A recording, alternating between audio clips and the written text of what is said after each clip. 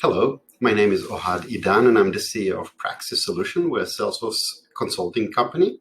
Today, I'd like to show you a little Lightning component we've created that is designed to enhance the enhanced Lightning grid, which is a Salesforce Labs component, by allowing you to open flows from buttons as pop-up screens on the same page that the enhanced Lightning grid is on.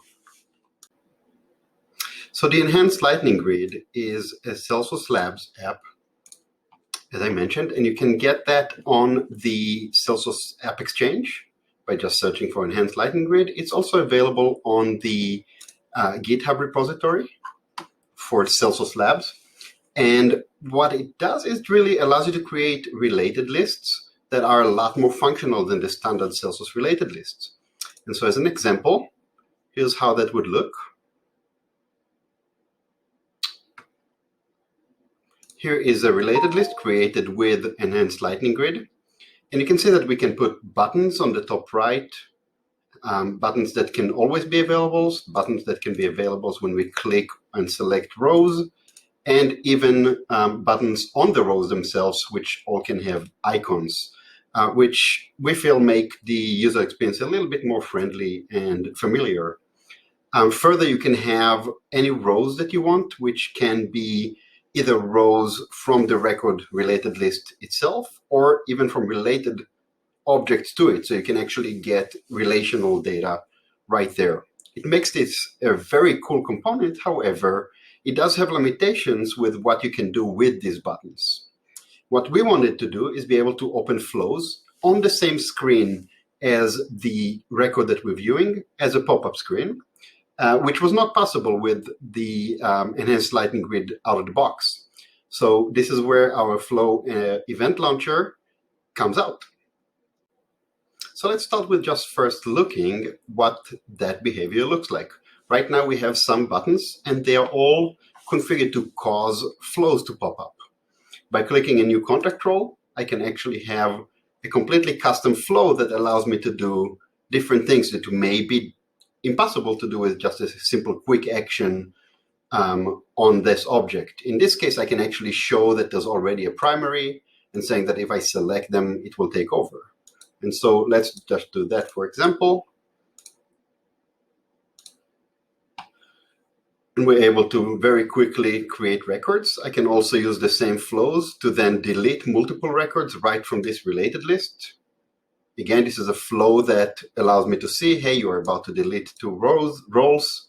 Are you sure you want to proceed? And I can then, of course, say continue and delete these two records.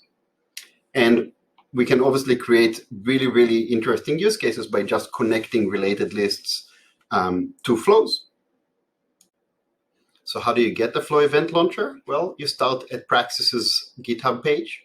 And our Flow event launcher is available here as an open source. You can always download it into Salesforce DX and make it your own. But of course, we've provided this as an easily installable package. There are two links here, one to install in a sandbox and one in production. And once you click on them and log into your environment, you're greeted with familiar package installation. This is not a managed package. However, it does have a namespace. It means you will be able to see the code, but you cannot make changes to it. Once you install the Flow event launcher, you need to make sure you include it in the Lightning page as a component. So if I edit this page, you can see that there is one invisible component right. I put this right under the path, but it can really be anywhere on the page. This will not actually render anywhere, but what this component does is it listens to these events that will be fired from the event grid. And when it hears those events, it will then pop up the flow on the screen. So from that perspective, really all you need to do is find the flow event listener, drag it onto the screen, and save the page. And you're now ready to use the Flow event launcher. Let's see how we configure the Enhanced Lightning Grid to then interact with this event launcher. So to configure the Enhanced Lightning Grid to interact with the Flow event listener, we'll go into our sortable data grid. And this is the case. We have our opportunity contact roles grid. And we have three actions here. And let's look at how they are defined. When I click edit on one of them, the most important things first is to put the event. The event is really what tells the enhanced lightning grid to fire something that the flow event listener can listen to and know that it needs to take action. Beyond that, we can configure what kind of action we want, and that is again standard sortable grid functionality. This one is a list button. And beyond that, our event payload is the other important piece. There are several parameters that have to be included. The first one is the IDs.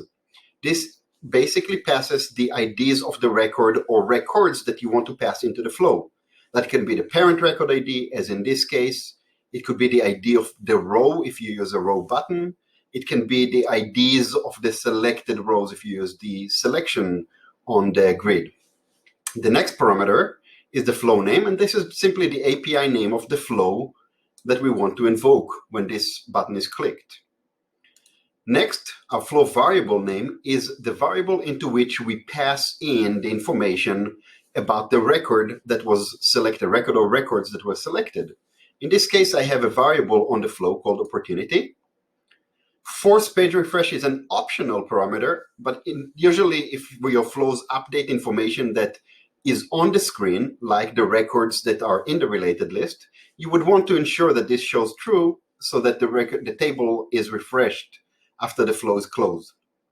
And finally, we need to tell the event listener what record or records we want to query.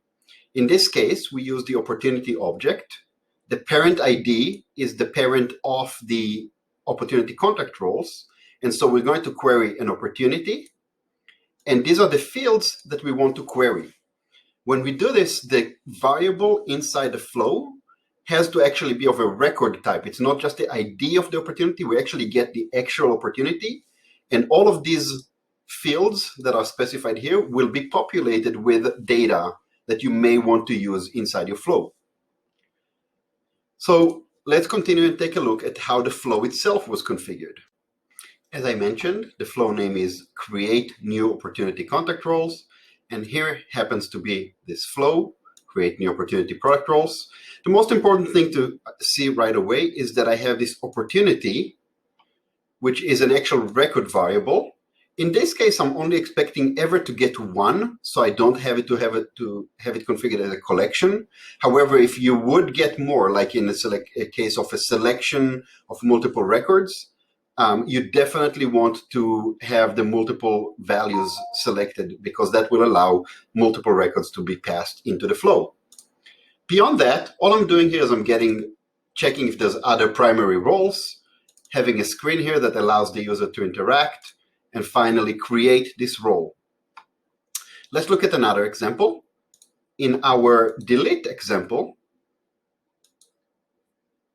my payload references the IDs, which is the parameter that allows the enhanced lightning grid to pass the IDs of all of the selected rows on the table.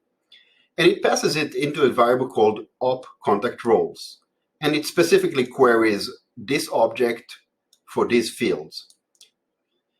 And so let's look what that flow looks like. Again, very similar. In this case, we have an opportunity record collection variable for opportunity contact roles. It is a collection. And whenever I select multiple records, they will all be passed into this variable. At this point, I'm getting the count, and then I'm showing it on the screen, and I'm allowing the user to select whether they want to continue or not. And let's look at this again. If I select this, and I select this and I say delete selected roles, you can see this screen that we just looked at. And these buttons here are another custom component that I love called navigation buttons. And that's available on the unofficial Salesforce website. If you're not familiar with it, I highly recommend you Google it. To summarize, the flow event listener is designed to work with the enhanced lightning grid lightning component by allowing you to configure buttons on the enhanced lightning grid to launch flows as pop-up windows. We found it to be an extremely powerful tool, and we hope that you do the same. Please feel free to reach out if you have any questions or requests about what things that you'd love to see this component do. And follow us for future things that we may release in the near future. Have a wonderful day.